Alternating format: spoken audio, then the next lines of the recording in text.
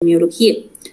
Y obviamente les va a ayudar a recordar los años previos de anatomía y fisiología como base para que puedan comprender y la materia se les haga más fácil, no de memoria, sino más bien de razonamiento, de pensamiento lógico, para que adquieran lo que llamamos criterio clínico, que en realidad vamos adquiriendo todos los años que se nos vienen encima para ir teniendo menos errores con los pacientes. La idea es no equivocarse mucho, ¿no? Porque errores van a haber, pero gracias a los métodos de investigación, la medicina basada en evidencia, tratamos de saldar esos posibles errores con lo mejor para el paciente y para ustedes también en cuanto a la enseñanza.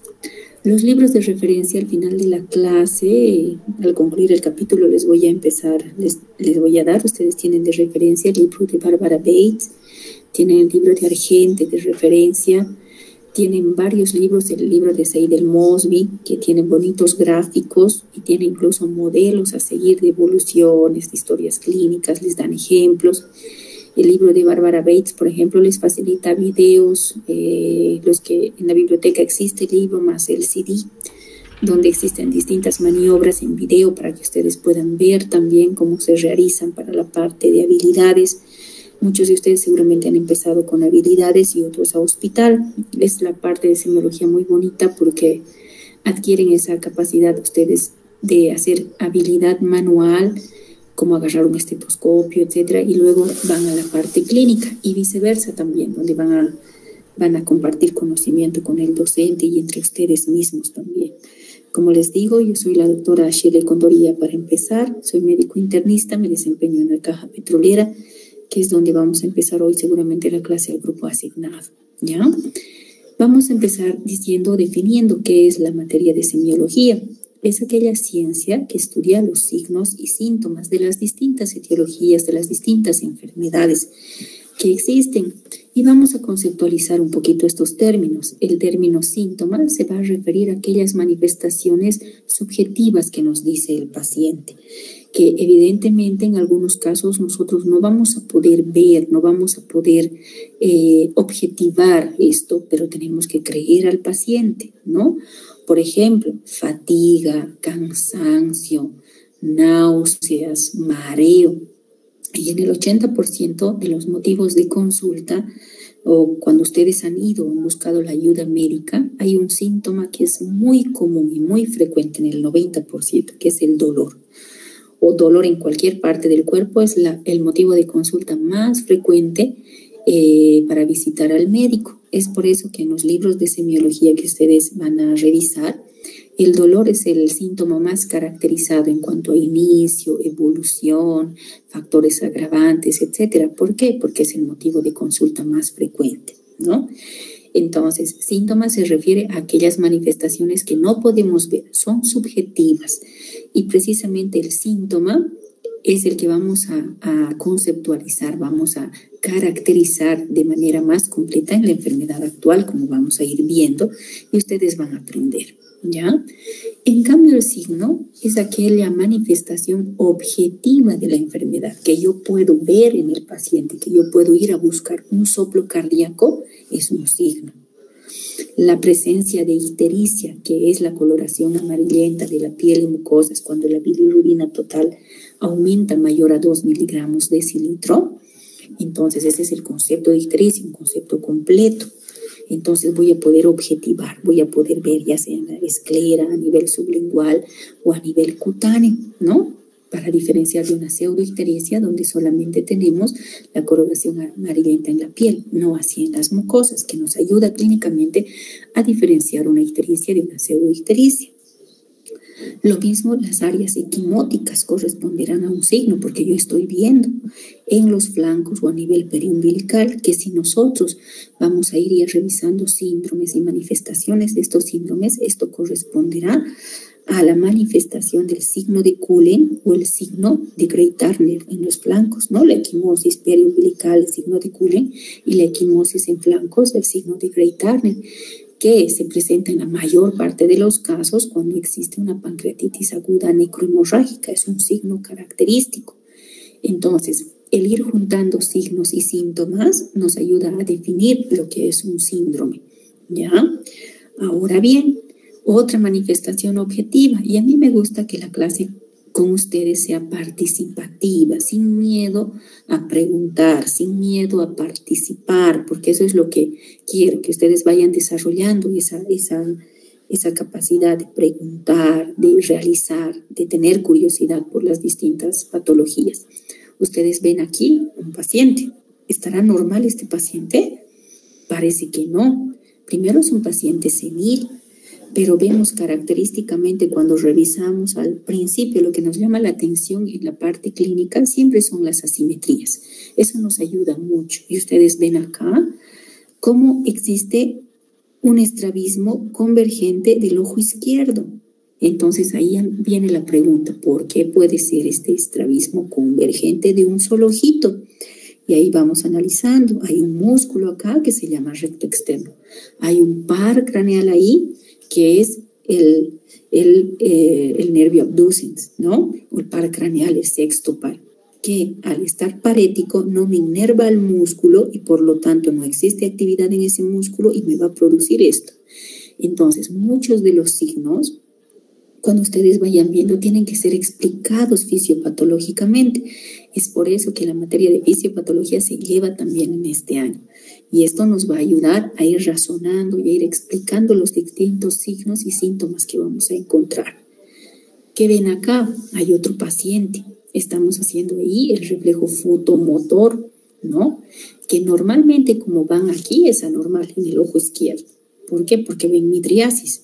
Ven en este ojo que es lo normal. Cuando yo induzco a la luz por el nervio óptico hasta el tronco, va a ser sinapsis, va a volver por el tercer par craneal y me va a producir miosis. Pero ustedes ven acá en el ojo izquierdo algo anormal. Estimulamos con la luz y al contrario, existe más bien una midriasis. Esto se llama defecto aferente, es la llamada pupila de Marcus-Gunn, que generalmente se produce en cuadros desmielinizantes, cuando la mielina, al existir lesiones en placas, no lleva el impulso nervioso y hace que tarde ese reflejo y se produzca una midriasis. Entonces, esto encontramos, por ejemplo, enfermedades desmielinizantes como la esclerosis múltiple, ¿no? Entonces, ustedes van a ir viendo distintas manifestaciones clínicas que van a ir explicando. Ven ustedes a este otro paciente. Desde la marcha del paciente ya nos va a poder indicar la posible causa, la explicación fisiopatológica. Vemos que el paciente no tiene una marcha adecuada, parece arrastrar los pies. Entonces, esta es una marcha paraparética, pero no solo eso. Ustedes ven que el brazo izquierdo tiene un movimiento, pero el brazo derecho no, parece estar inmóvil. Excepto en algunos casos, no hay ese reflejo de braceo adecuado, ¿ven? Entonces ya ustedes van a ir explicando fisiopatológicamente, van a tener diagnósticos diferenciales para realizar sus diagnósticos. Un signo también constituye los hallazgos de laboratorio. Los hallazgos que se encuentran en los estudios de gabinete, como rayos X, ecografías, tomografías, constituyen signos. ¿Por qué? Porque estamos pudiendo objetivar. Esta es una punción lumbar donde vemos el líquido cristal de roca, que en muchos de los casos también, cuando roten en hospital, van a poder ver, realizar y van a poder observar, van a poder analizar, describir estos distintos signos, ¿ya? Entonces, la reunión de los síntomas y signos corresponden a un síndrome. ¿Y quién estudia los síndromes? Pues la materia de semiología. Por lo tanto, es tan importante esta materia porque les va a ayudar a hacer diagnósticos. Muchos diagnósticos sindrómicos, luego diagnósticos anatómicos y finalmente diagnósticos etiológicos. Y para eso corresponde la confección de la historia clínica. Los síntomas los vamos a poder nosotros caracterizar, llegar a mayor información a través de la anamnesis o entrevista en la historia clínica. Y los signos los vamos a poder explorar a través de la inspección, palpación, auscultación, percusión en el examen físico. Es por eso que en la estructura de la historia clínica consta de dos partes, de la anamnesis y el examen físico, ¿ya? El conjunto, por lo tanto, de los signos y síntomas que están relacionados entre sí y tienen una misma fisiopatología, obedecen a distintas etiologías, a eso vamos a llamar en conjunto un síndrome. Pero cuando este conjunto de signos y síntomas tienen una sola causa, ya constituyen la enfermedad. Entonces ya vamos a llegar al diagnóstico etiológico. Mientras ustedes estudien mayor cantidad de síndromes, ustedes van a tener más diagnósticos diferenciales y menos posibilidad de equivocarse en sus diagnósticos. Por ejemplo, aquí tenemos un signo, van a ver ustedes, ¿no? Un signo, que es el nistagmus. ¿Por qué? Porque estamos viendo, hay un periodo de latencia ahí, antes de que aparezca el signo característico, el movimiento oscilatorio, que se va a agotar, ustedes van a ver, va a ir agotándose. Entonces, el signo yo tengo que relacionar con el síntoma por el que viene el paciente. Un síntoma muy mal definido que nos dice todo y no nos dice nada al final es el síntoma mareo, algo que yo no veo, pero lo que sí voy a ver va a ser el signo. Y cuando hablamos de mareo, como vamos a ver, nos vamos a referir a miles de cosas. Y cuando buscamos al signo, el signo característico del nistagmus, también ustedes van a aprender a diferenciar de acuerdo a la latencia, si se agota o no, la dirección, etcétera, a qué tipo de nistagmo corresponde, y eso les va a ir clasificando a nistagmos centrales, a nistagmos periféricos, y al mismo tiempo ahí clasificar distintas etiologías, ¿ya? Entonces, el objetivo de la semiología para ustedes, doctores, va a ser llegar a conocer estas manifestaciones clínicas para llegar a un diagnóstico. Imagínense lo importante que es esta materia y es el pilar fundamental para cualquier otra materia que ustedes lleven en este año y en años posteriores, ¿ya? El diagnóstico, cuando ustedes van a llegar a hacer su historia clínica, su primera historia clínica, y luego 20,000 hasta que lleguen a ser viejitos, ustedes van a llegar siempre a tener primero un diagnóstico sindrómico, por ejemplo, síndrome de insuficiencia cardíaca. Luego harán un diagnóstico anatómico. ¿Dónde está el defecto anatómico que está produciendo ese síndrome? Por ejemplo, puede ser una valvulopatía mitral, ya sea de estenosis o insuficiencia, dependiendo de los hallazgos clínicos. Y finalmente el diagnóstico etiológico, ¿qué ha causado ese daño en la válvula mitral? ¿Será una endocarditis infecciosa? ¿Será un defecto anatómico de nacimiento? Etcétera. Entonces, siempre vamos llegando a distintos grados de complejidad hasta llegar al diagnóstico de precisión. Lo mismo ocurrirá con manifestaciones como cefalea, que es dolor de cabeza y fiebre. Si solo hablamos de cefalea y fiebre, tenemos multiplicidad de síndromes, ¿no? Desde un resfriado común, una manifestación clínica de un cuadro viral, bacteriano, micótico. Pero si a eso vamos agregando, por ejemplo, trastorno de conciencia, alteración de conciencia, el paciente está confuso, no responde, está desorientado, ya no solo pensaremos en un cuadro viral respiratorio, pensaremos en algo más que me está comprometiendo el encéfalo. Entonces, la suma de varios datos, de varios síntomas, de varios signos, nos va a ayudar a llegar a un diagnóstico sindrómico. Y si asociamos signos más como la rigidez de Nuc, el signo de Kerning y Brusinski, entonces llegaremos a más diagnósticos, como ven acá, ¿no? Perdón. Y ahí llegaremos a un diagnóstico sindrómico, por ejemplo, síndrome meningio. ¿Dónde estará el defecto anatómico? En la meninge o el encéfalo, dependiendo, ¿no?, si hay compromiso de conciencia. Y el diagnóstico diferencial será un cuadro meningio infeccioso, será una hemorragia subaracnoidea. Y el diagnóstico etiológico, ¿cuál ha sido el factor infeccioso desencadenante para la meningitis infecciosa o para la hemorragia subaracnoidea? Habrá sido un TEC, un trauma cráneoencefálico, la ruptura de un aneurisma, etcétera, ¿ya? Ahora bien, también hablan en los libros, en todo, sobre todo en los libros clásicos de semiología, el signo patognomónico, ¿no? Dice hacer aquel signo o síntoma muy distintivo, muy característico de una enfermedad determinada, que solo cuando yo veo estoy seguro que es esa enfermedad. Por ejemplo, las manchas de Koplik en el sarampión, el signo de Koplik, o los dientes de Hutchinson en la sífilis hereditaria. Cuando yo veo, sospecho de esa enfermedad, estoy 100% seguro. Pero Generalmente en la medicina esto ocurre en menor porcentaje, ¿no? Eso de encontrar un signo, un síntoma característico o patognomónico que llamamos, nos implicaría que tenga una sensibilidad y una especificidad del 100%, es decir, ausencia de falsos positivos y falsos negativos.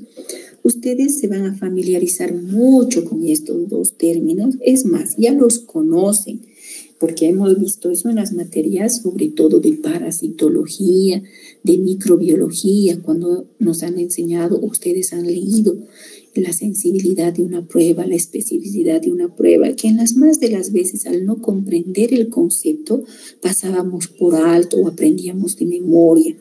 Entonces, en la medicina actual, en la medicina basada en evidencia, esto nos ayuda mucho porque nos acerca a un diagnóstico o nos aleja de un diagnóstico. Entonces, vamos a conocer a qué se refieren estos conceptos para que ustedes no aprendan de memoria, sino aprendan razonando.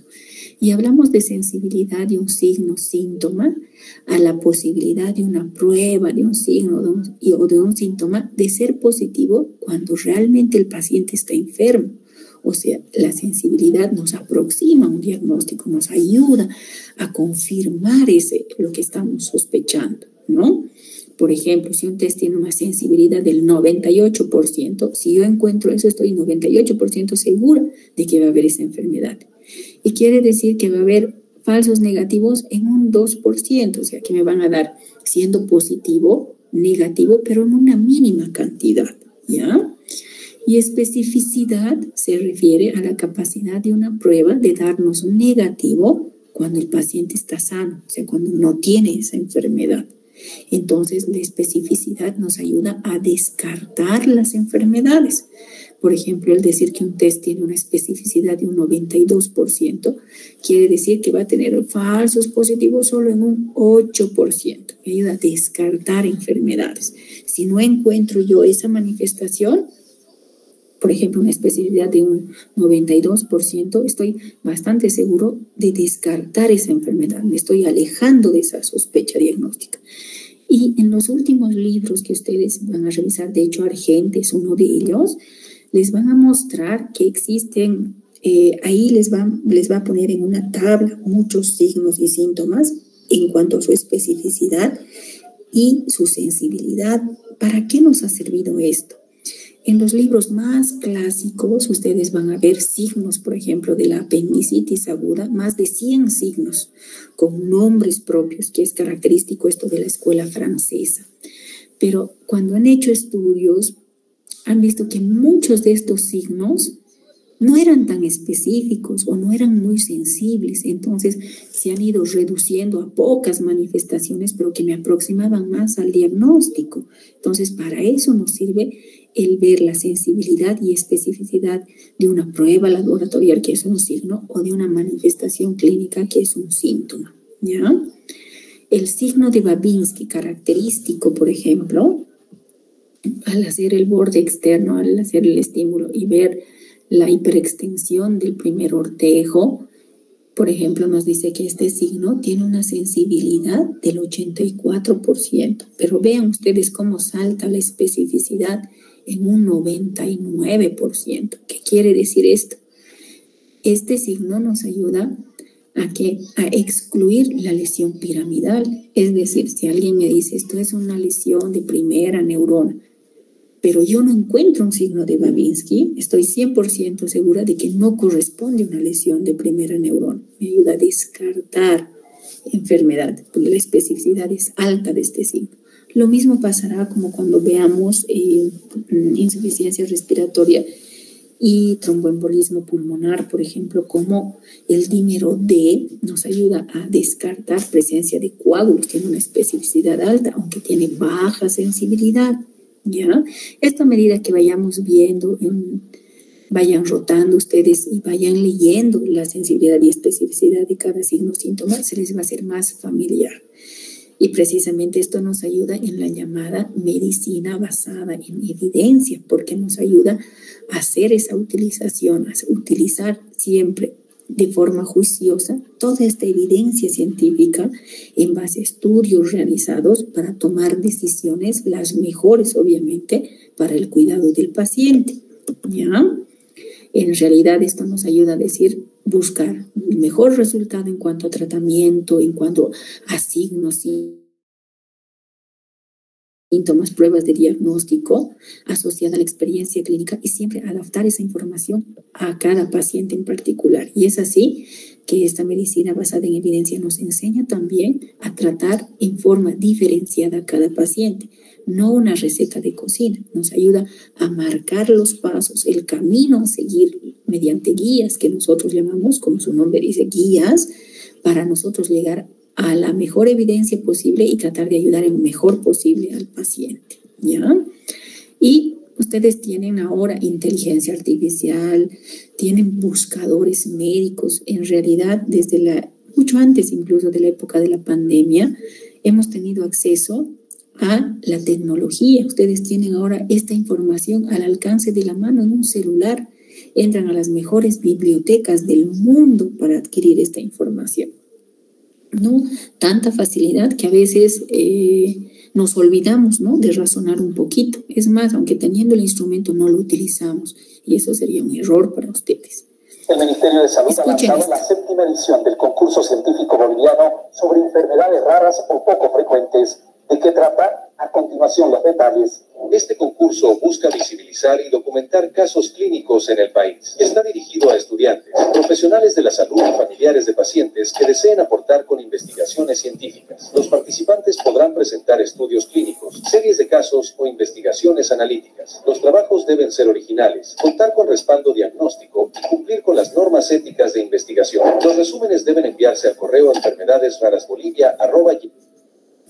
¿Entienden? Entonces les mando a ustedes esta curiosidad, porque sé que en sus rotaciones de aquí en adelante, ustedes pueden ser los grandes descubridores brillantes que den lugar a la investigación de casos raros. En Bolivia se ha descrito 14 casos clínicos raros. Entonces, ustedes al rotar la materia de semiología se constituyen en esos investigadores. Desde hoy empieza la parte científica para ustedes. He tenido muchos grupos que han llevado sus casos clínicos a exposiciones, entonces si han dejado de lado esta parte investigativa, es muy bueno formar parte de las sociedades científicas. Ustedes tienen una sociedad científica de estudiantes, participen con temas de investigación. De hecho, muchos de mis estudiantes han hecho trabajos de investigación que los han expuesto en sus congresos. Y esta es un anzuelo para ustedes, para que vayan descubriendo enfermedades raras a través de signos y síntomas. Y han visto, hasta hay un concurso. Entonces, ustedes pueden, está dirigido a estudiantes, no solo médicos. Entonces, pueden ustedes ser parte de este proceso, de este concurso a nivel nacional. ¿Ya? Muy bien. Entrando a la historia clínica como tal, este es un método tradicional que ya desde Hipócrates ha sido reconocido. Entonces, ustedes dirán, ¿para qué yo hago una historia clínica? Pues la historia clínica se realiza para saber hacer algo sabiendo lo que estoy haciendo. Es decir, me ayuda a conducir mi actitud médica, ¿ya? Porque si no haríamos cualquier cosa. Entonces, es para hacer sabiendo lo que estoy haciendo. Me ayuda a tener ese método científico. Y es así que la historia clínica se constituye primero un documento privado, técnico, clínico, legal, obligatorio y sometido a reserva, en el cual yo voy a registrar en forma cronológica, como un cuentito, las condiciones de salud del paciente y todos los actos médicos que se han realizado, todos los procedimientos que se han ejecutado por el equipo de salud y todas aquellas personas que intervengan en el proceder del paciente. Una buena historia clínica, doctores, no siempre va a ser la más larga, sino aquella que va a brindar una información bien ordenada, ajustada a la veracidad de los hechos, a lo más veraz posible, ¿ya? Decimos que es un documento médico porque describe los hallazgos semiológicos. los métodos diagnósticos, la terapéutica empleada.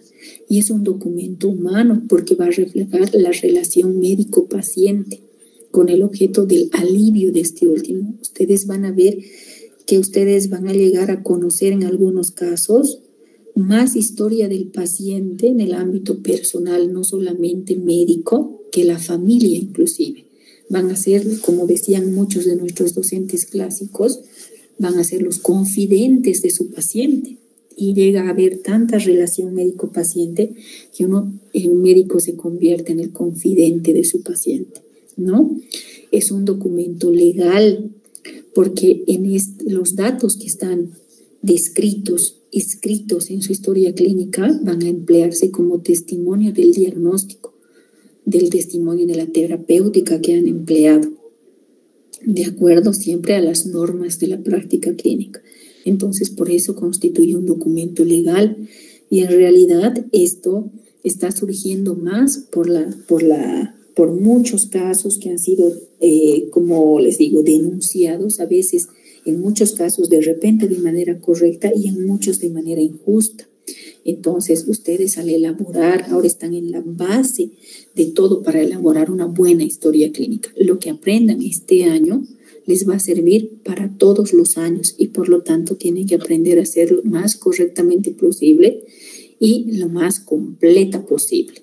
¿Por qué? Porque ustedes van a ver a menudo estos datos, ¿no? O sea, negligencia médica no tiene fronteras y a eso se presta en muchos casos prensa amarillista que obviamente al no conocer de medicina emplea términos que no corresponden a la veracidad, ¿no?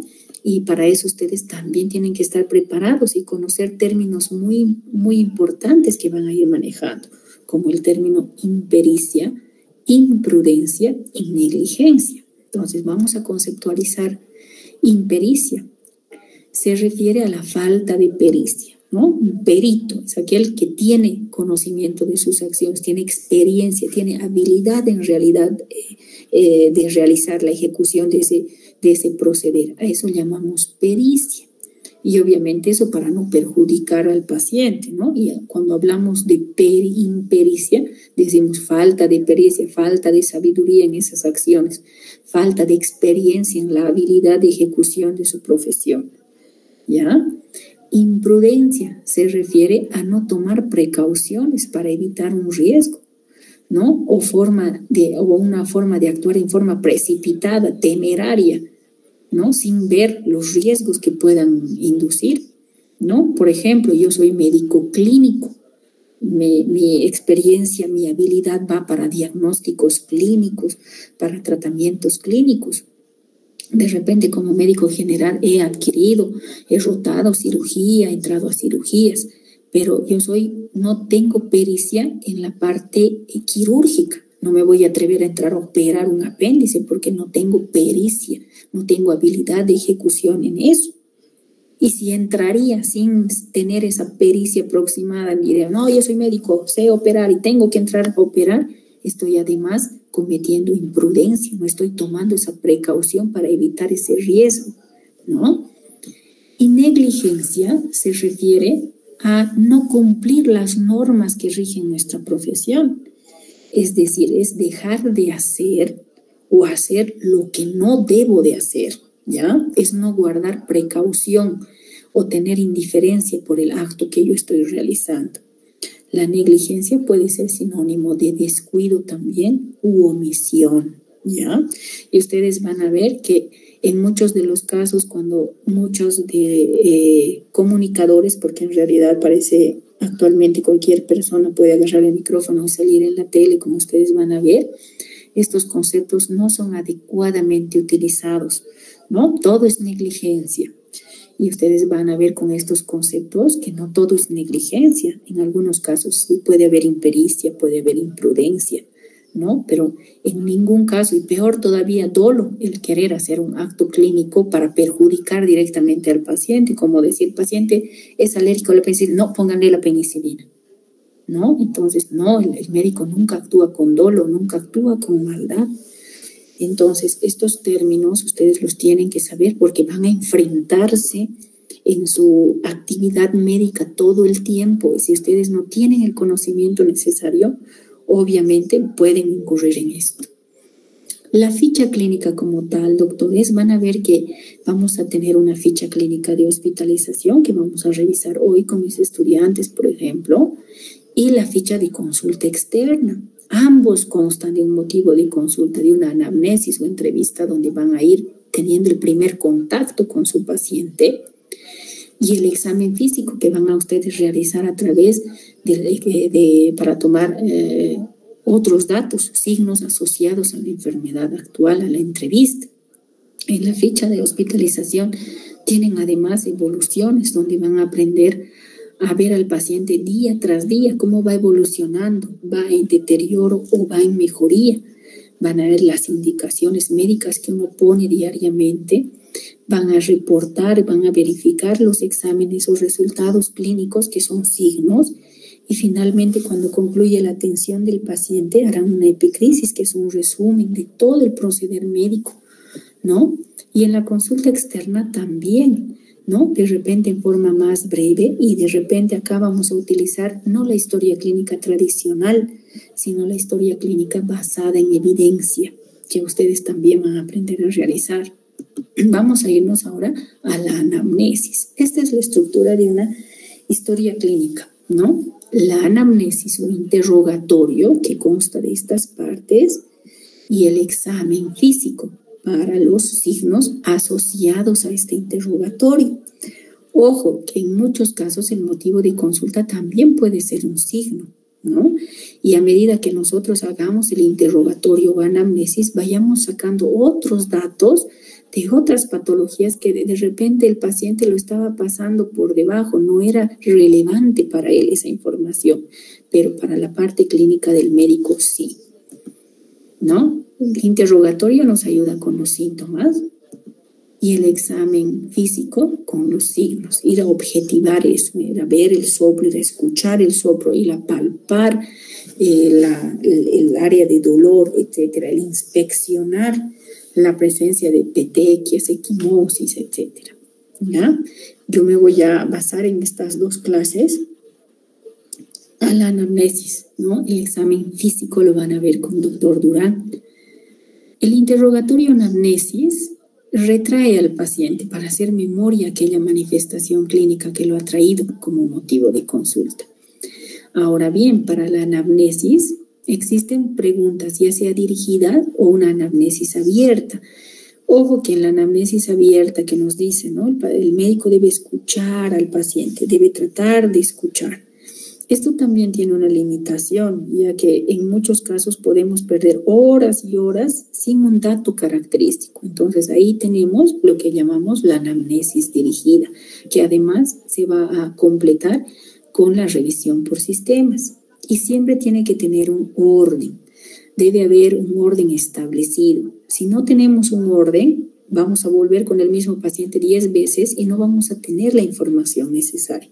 Es por eso que ustedes deben mantener un orden de cada signo o síntoma para saber qué preguntar. ¿Y cómo saber esto? Es con la lectura. Cuanto más signos, síntomas, síndromes lean ustedes, van a caracterizar mejor, van a tener un mejor orden para preguntar específicamente lo que quieren saber.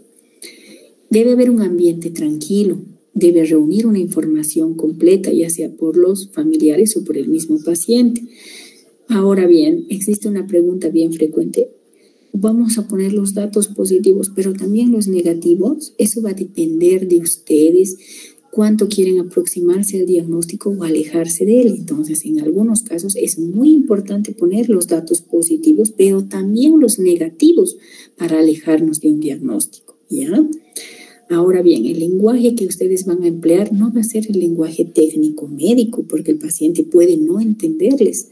Nos vamos a adaptar al nivel de formación del paciente para sacar la mejor información posible. El utilizar un lenguaje técnico nos va a impedir entrar en confianza uno con el paciente y nos va a incapacitar para obtener la información del paciente.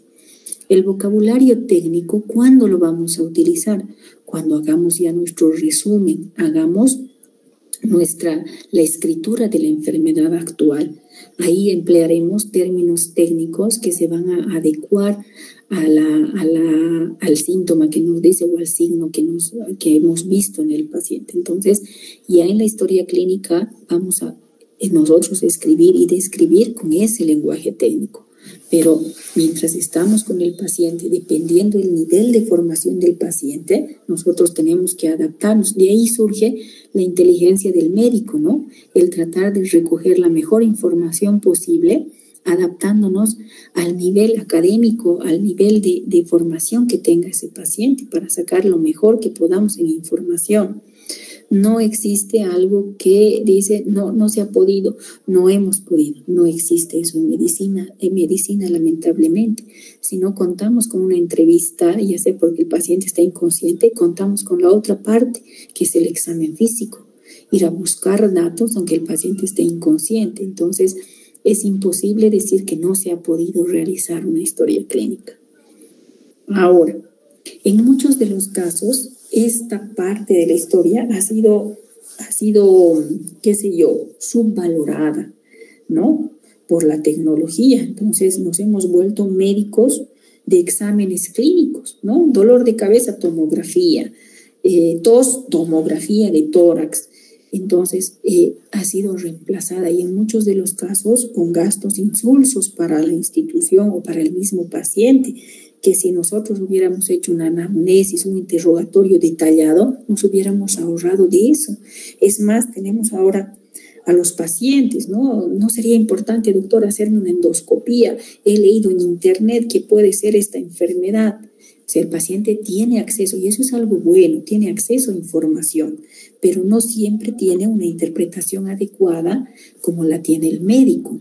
Entonces, una buena anamnesis nunca va a ser reemplazada por los exámenes o métodos diagnósticos, doctores. Cuando nos preguntaban y nos decían nuestros doctores, cuando nosotros estábamos en formación, nos decía, vale más si uno tiene 10 minutos para realizar una historia clínica, de los 10 minutos, emplee 8 en la anamnesis o interrogatorio y 2 en el examen físico. ¿Por qué?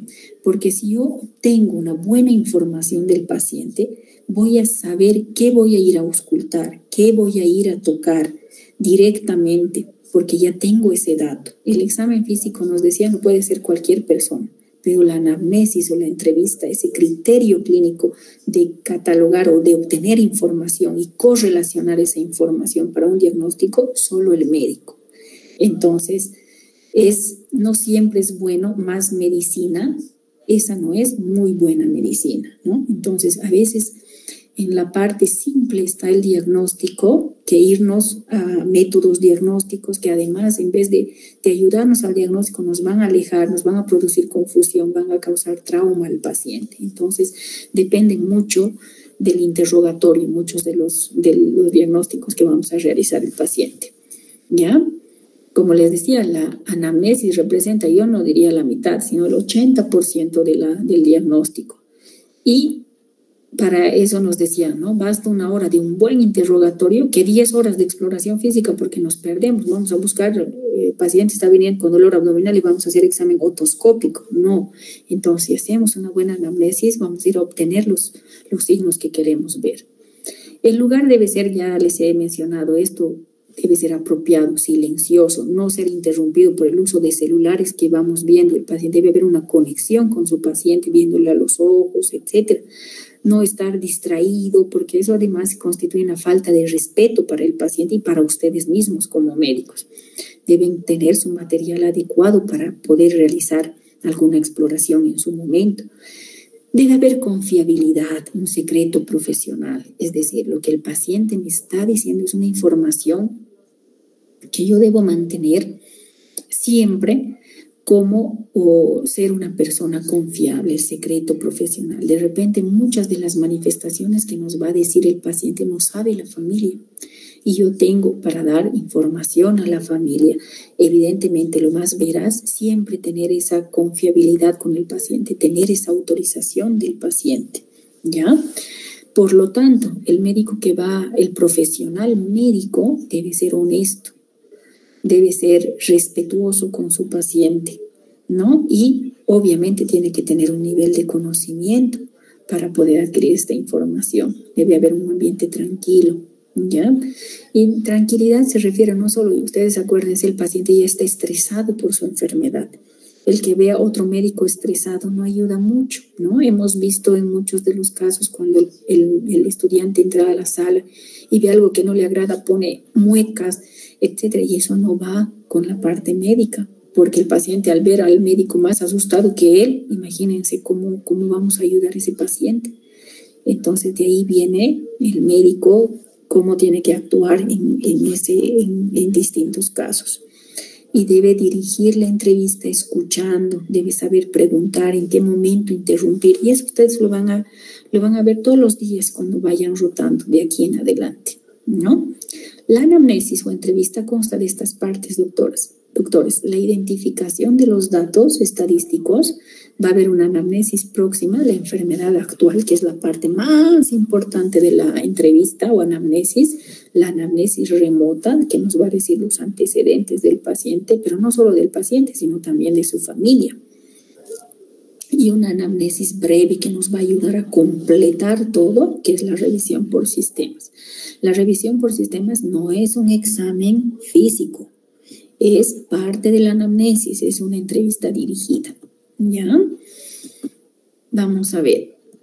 La identificación empieza, ustedes van a ver, por el nombre.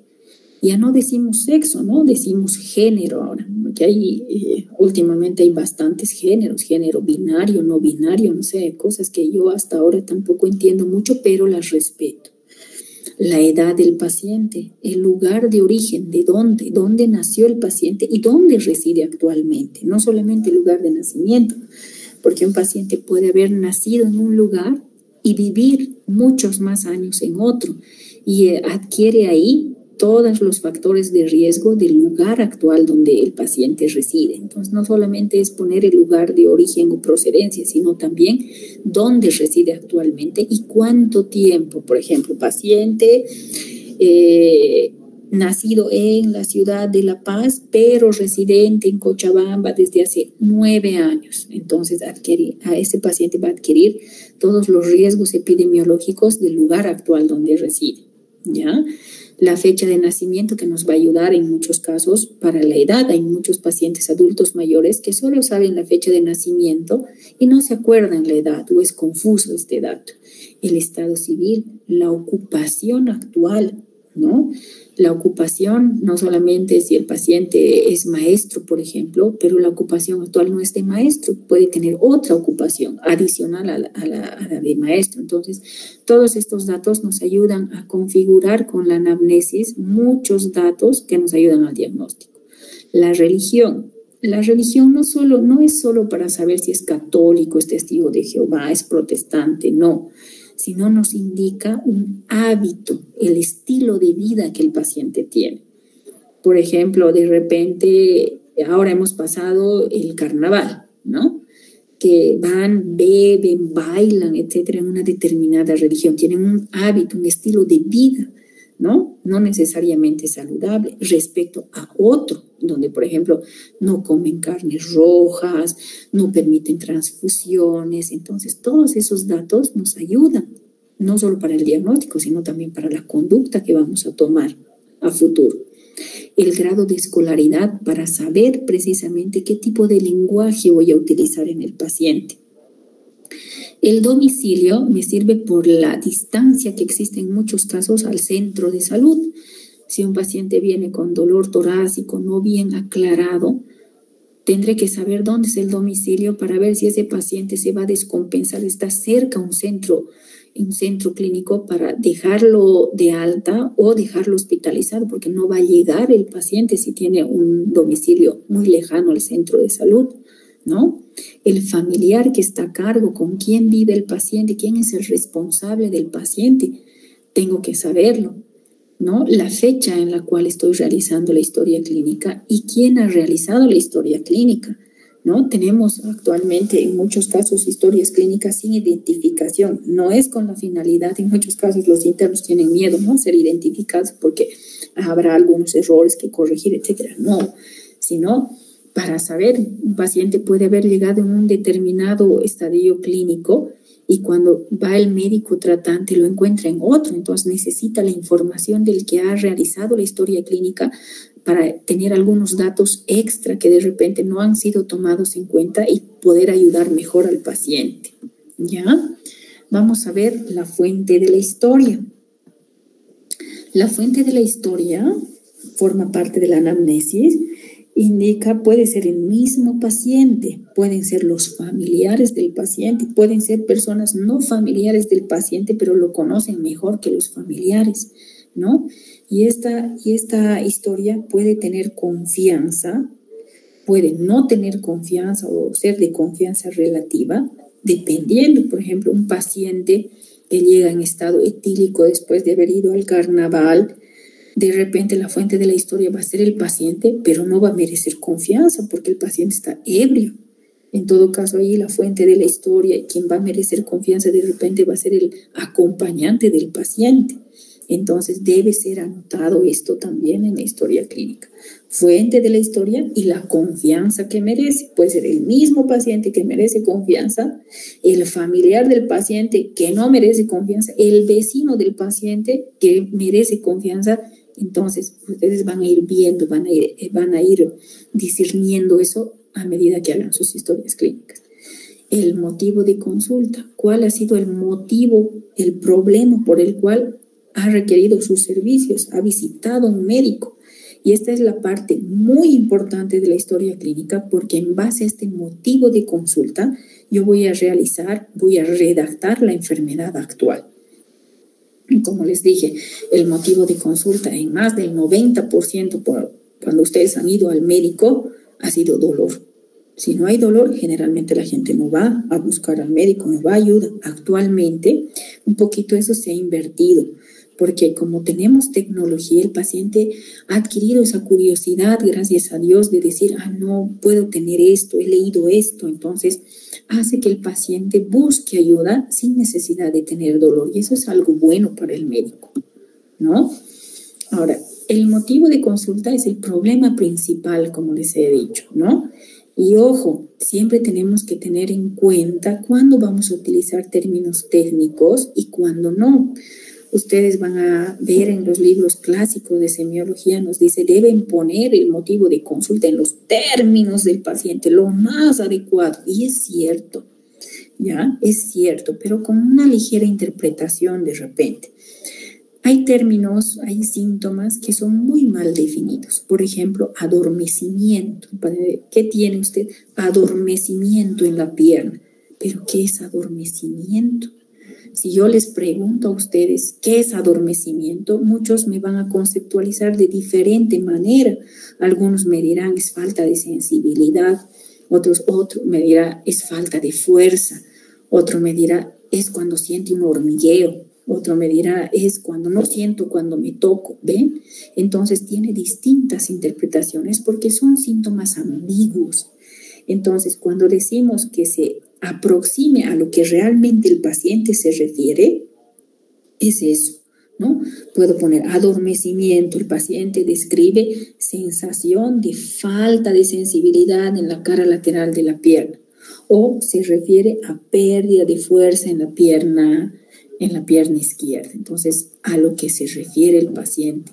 No debo sobreentender mi concepto, o sea, para mí adormecimiento es pérdida de sensibilidad y de repente el paciente no se refiere a pérdida de sensibilidad, de repente para el paciente adormecimiento es falta de fuerza, es un trastorno motor.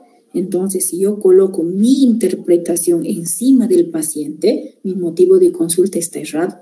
Por ende, toda mi enfermedad actual errada, mi diagnóstico errado. ¿Voy a ayudar al paciente? No. Por lo tanto, debemos de aproximarnos siempre a lo que se refiere el paciente. En muchos de los casos, los pacientes dicen, ¿pero a qué se refiere ustedes con adormecimiento? Pero adormecimiento, pues doctor, adormecimiento, ¿no? Entonces tienen que tratar de indagar. Ahí viene ustedes, la inteligencia de ustedes para saber tratar de llegar a la manifestación correcta, ¿no? Tienen que darse modos para llegar a eso.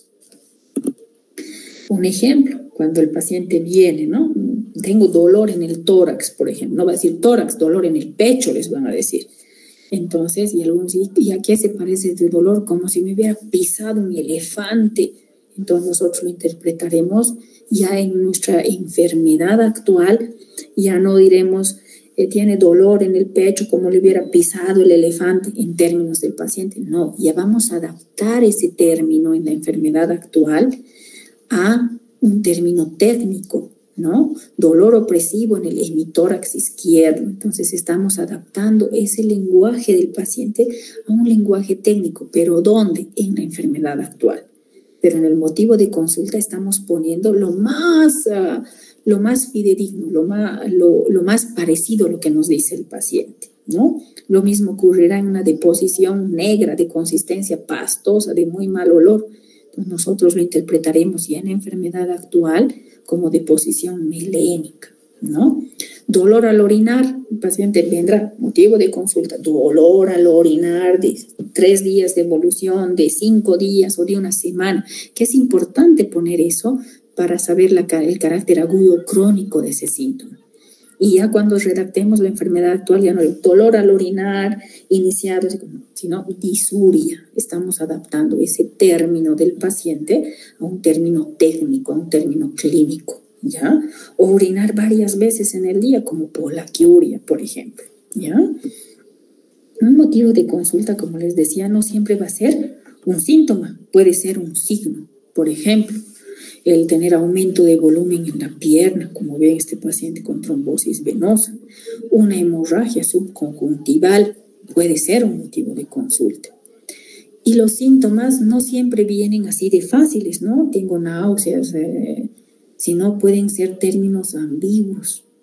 Por ejemplo, el que les he dicho, adormecimiento, o mareo, o adinamia, astenia, saber diferenciar para utilizar eso. El paciente no les va a decir, tengo adinamia, tengo astenia, no. De repente el paciente les va a decir, no tengo ganas, no puedo moverme, no puedo alzar mi mano, no puedo alzar la adinamia.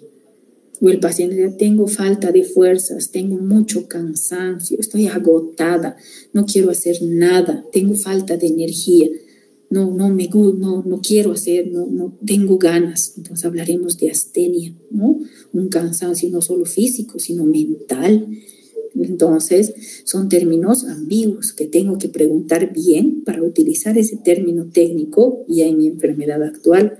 Lo mismo con mareo. Si yo les pregunto lo mismo, ¿qué será mareo? A ver, algo antes de que se duerman y acabemos la clase y vamos a conceptualizar este término. ¿Qué será mareo?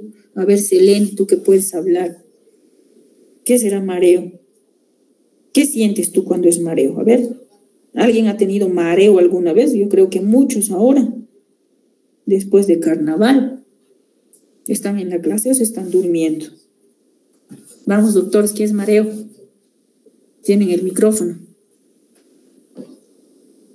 ¿Nadie? Doctora, sería una pérdida del equilibrio prácticamente. Ya, pérdida de equilibrio, estoy de acuerdo. A ver, otra persona, ¿qué será mareo? Para la doctora ha sido pérdida de equilibrio, mareo. O para otra persona, ¿qué será? Siente que se está a punto de desmayar, más o menos. Ya, mucho caporal. De pronto ya sientes sensación de caerse. Perfecto. Otra cosa que catalogan mareo, ¿qué será? Para ustedes. Cuando una persona siente que le giran las cosas a su alrededor. Ya, giros para otra persona puede ser. ¿Pero qué es mareo? Pues me giran pues las cosas, doctora.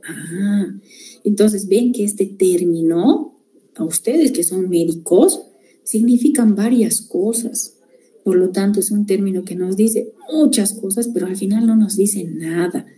Y evidentemente han estudiado este signo hace muchos años, este término, ¿no? Y dice, como ustedes, lo mismo han catalogado. Algunos se referían a mareo y decían, ¿qué es mareo para usted? Me giran las cosas, me giran las cosas, me está girando ahorita, no pueden ni pararse. Entonces eso nosotros llamamos vértigo, por ejemplo, que puede ser central, periférico, como ustedes ya vamos a ir viendo. Otras personas dicen, como ha dicho la doctora, ¿no? no sé, cuando estoy caminando, me voy a un lado, doctora, estoy caminando y siento que me estoy yendo a un lado, tiene desequilibrio, tiene inestabilidad en la marcha. Para otros, como ha dicho la doctora, he ido a bailar caporal, doctora, pero de pronto ya se me ha nublado la vista y ya no me acuerdo. Lipotimia, ¿no? Para otros dice que era un mareo mal definido, no ha sabido definir, mi cabeza es como si estuviera grande, está pesada y definen a eso mareo. Entonces, para poner aquí el motivo de consulta, ustedes tienen que definir evidentemente a qué se refiere con mareo. ¿Qué es mareo para ustedes? El paciente dice, tengo mareo. ¿Qué es mareo? ¿Qué siente? Entonces, eso nos va a ayudar a definir y ayudar mejor al paciente. Por ejemplo, si yo pienso en vértigo, ya mi cabecita estará pensando, ¿será un trastorno auditivo del sistema vestibular? ¿Será algo cerebeloso? ¿No? Entonces ya tengo que ir a ver cosas. Si me dice desequilibrio, tendré que decir, ¿quién me controla el equilibrio? A ver, la vista, el oído, el cerebelo, los cordones posteriores, los fascículos de Golgi y de Burda. Entonces ya voy pensando cosas, ya voy pensando posibles causas.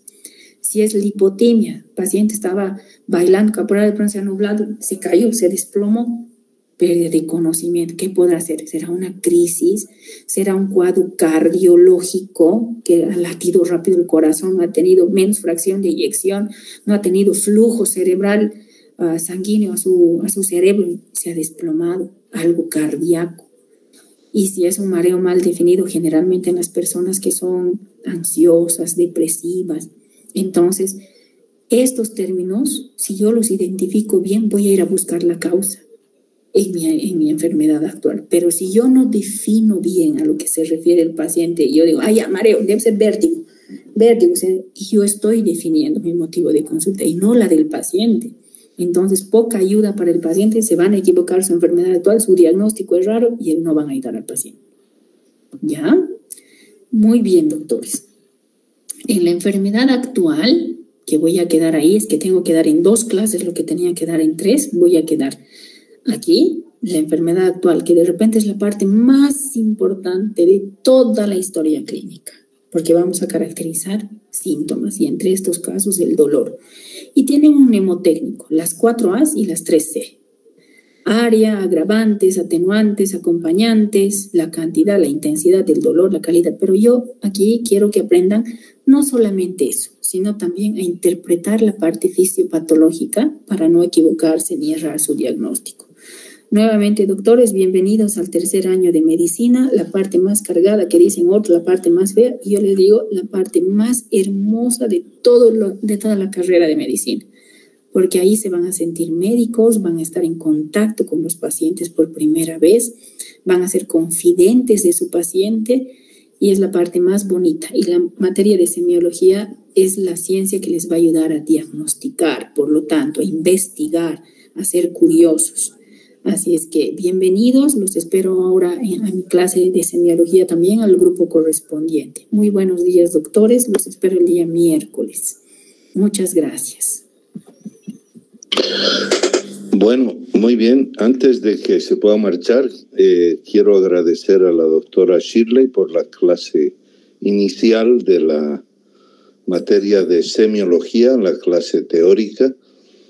Espero que no se vayan todavía. Les voy a dar algunas palabras más de introducción en esto y de información. Entre aquellas, pues el que puedan ustedes mantener una asistencia así masiva como la de ahora, probablemente ya sea en Meet o ya sea en Zoom, donde tal vez puedan entrar más compañeros a la clase, porque en Meet una de las limitantes es la cantidad de gente que puede entrar y esto tal vez quita el interés para poder participar. Bien, entonces la primera clase y el primer bloque de clases son estas clases teóricas, que son las clases de lunes, miércoles y viernes, en las cuales se está desarrollando la parte inicial y conceptos generales de la semiología. También en estas clases, como bien ha hecho la doctora, pues pueden ustedes de alguna manera participar o hacer preguntas que en sus grupos de práctica les vayan diciendo, porque en las clases prácticas que empiezan también hoy día, se va a llevar esta parte general donde los colegas docentes van a instruir a los alumnos. Entonces, hay que siempre cotejar lo que puedan ustedes escuchar en clase teórica con la clase práctica. Tiene que ser de manera complementaria, ¿no? Esto es importante. Después de este bloque que dura más o menos un mes de clases generales, entramos a la parte de los seminarios. Los seminarios son charlas o clases que dan los docentes a cargo de cada síndrome. Hemos intentado, y esta es una buena práctica en la enseñanza, en que el alumno pueda enfocar el análisis y el estudio del paciente mediante la obtención de síndromes. Entonces, hay síndromes de distintos sistemas que eso va a durar durante todo el año. Esto también, estos síndromes que se lleven por semana deben ser comentados en sus clases prácticas para que el docente pueda complementar lo dicho en las clases teóricas de lunes y miércoles, porque el día viernes es la presentación del seminario a cargo del grupo de estudiantes del docente que ha dado esa semana el seminario. Y entonces los días viernes son presentación de los seminarios. Esto es muy importante. En cuanto a la interferencia que pueda haber de feriados, elecciones y tal, nosotros tenemos que saber que hay que respetar este cronograma, que en la medida de lo posible no vamos a variar con las clases. Ustedes en el Departamento de Medicina pueden recabar, o de sus dirigentes estudiantiles, recabar ya el cronograma de las clases, este primer bloque y del bloque de los seminarios. En cuanto a las elecciones que van a haber para elección de directores de carrera y los consejeros de carrera, la clase esta yo creo que se la puede pasar de 6:30 a 7:15, puesto que a partir de las 8 son las elecciones. Entonces ya se pueden quedar para votar ese día y que no alteremos el cronograma por la presencia de las elecciones. Lo mismo en los feriados. El docente que le toque un feriado como Día del Maestro, etcétera, y si cae en viernes, pues tendrá que achicar su clase, su seminario, para darlo en 2 días esa semana. Todo esto se podrá consultar y preguntar a través de los dirigentes de ustedes, que ellos consultarán con nosotros.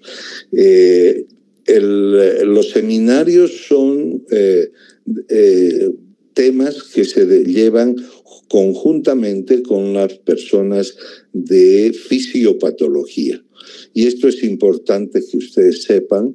Antes la semiología estaba unida a lo que es la fisiopatología y eran clases que se daban de ambas cosas, pero por lo extenso del tema no se llegaba a cubrir de manera correcta, y entonces se ha visto pertinente el separar estas dos asignaturas, una en semiología y la otra en fisiopatología.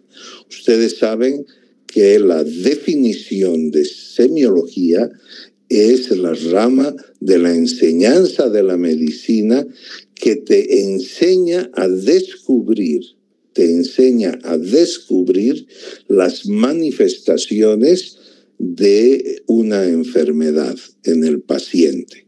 Y estas manifestaciones son llamadas padecimiento. ¿Por qué? Porque son expresadas con la calidad del paciente. El robot va a descubrir signos y síntomas que están descritos en los libros.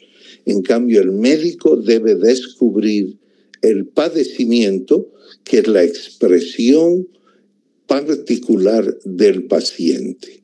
Un dolor de cabeza no es igual en un paciente que en otro, aunque la causa sea la misma. Los ejemplos que ha dado la doctora son totalmente válidos, son totalmente demostrativos. Esto es importante ya que el padecimiento hoy por hoy nos diferencia de momento de los robots. Con el tiempo yo creo que enseñarán al robot a intentar descubrir el padecimiento. Lo veo difícil, pero en fin, a ustedes ya les tocará descubrir si es así o no es así. En todo caso, nosotros tenemos que saber que la semiología es el aprender a descubrir manifestaciones, signos y síntomas. En cambio, la fisiopatología te explica por qué sucede aquello. Normalmente la fisiología te enseña a cómo ocurren las manifestaciones normales, porque la fisiología son manifestaciones normales del cuerpo. En cambio, la fisiopatología son las manifestaciones anormales del cuerpo. Y en este semestre ustedes van a aprender fisiopatología, van a aprender semiología, porque se entiende que ya han vencido lo que es fisiología.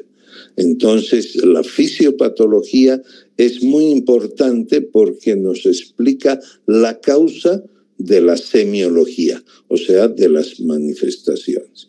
Muy bien, con esto dicho, para no retenerlos más, entonces estaremos el día viernes con la segunda clase de la excelente clase de la doctora Condori, que con mucha dinámica y sobre todo con mucho cariño les expresa pues los conocimientos que ustedes tienen que ir adquiriendo, y para saber la explicación de estas manifestaciones, aparte que las darán en sus clases prácticas, también van a aprender en las clases teóricas. Nada más, hasta acá queríamos darles la bienvenida a ustedes a tercer año, como les ha manifestado la doctora Shirley Condori, que es un ciclo preclínico importantísimo en su preparación.